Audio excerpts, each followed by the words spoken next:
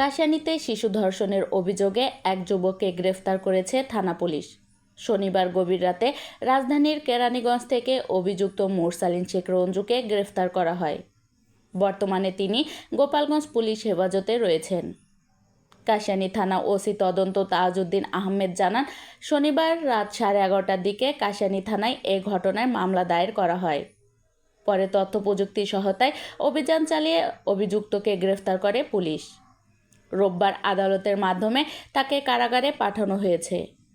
Police ও স্থানীয় সূত্রে জানা গেছে, গত রোববার গোপালগঞ্জ সদর উপজেলার বনগ্রাম এলাকায় নানির বাড়ি থেকে কাশিয়ানী উপজেলার নিজামকান্দি এলাকায় খালার বাড়িতে বেড়াতে যায় ভুক্তভোগী শিশু।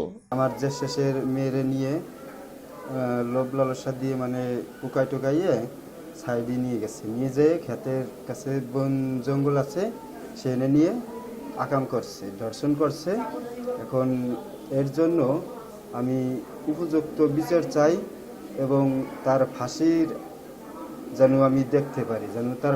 বৃহস্পতিবার দুপুরে নিজামকান্দি পূর্বপাড়ার বাসিন্দা কামাল শেখের ছেলে মোরসালিন শেখ ওরফে রঞ্জু তাকে গোসলের কথা বলে বাড়ির পাশে একটি জঙ্গলে নিয়ে ধর্ষণ করে। নাতিন আর বেড়াতে গেছিল মেয়ে বাড়ি, সেই জায়গার থেকে খালু বাড়িতে সেই এই অবস্থা। একটা ছেলে ডাকি নিয়েছে গোসল করার কথা, ডাকি নিয়ে জঙ্গলের ভিতরে নিয়ে গেছে, নিয়ে দর্শন করছে। 3-4 ঘন্টা পরে আইসে, তারপরে সেও অজ্ঞান হয়েছিল ওই জায়গা, অজ্ঞান হয়ে তারপরে যখন তার জ্ঞান ফিরছে তখন সে ফিরে বাড়ি আসছে। তখন সে জ্ঞান যখন ফিরছে তখন সে ফিরে বাড়ি আসছে।